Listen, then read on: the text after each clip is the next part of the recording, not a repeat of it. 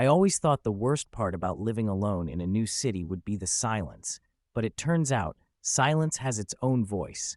Sometimes it sounds just like you. I got Max, my rescue terrier, to keep the loneliness at bay. He's always been a little high strung, but last week he started barking at the corners of my tiny apartment, hackles raised, eyes wide as if he saw something I couldn't. I laughed it off at first, until I noticed him tracking invisible things with his gaze, especially after midnight.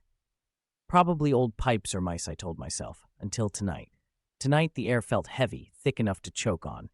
I was scrolling on my phone in bed when Max suddenly froze, ears flat.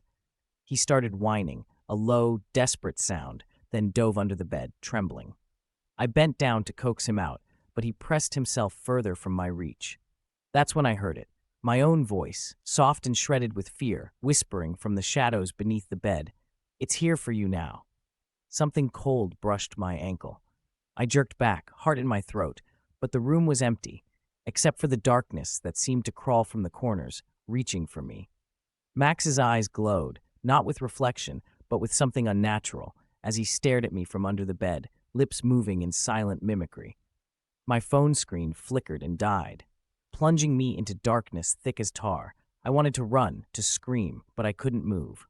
The silence pressed in, broken only by the soft, wet sounds of my own voice repeating, "It's here, it's here, it's here," from a mouth that wasn't mine.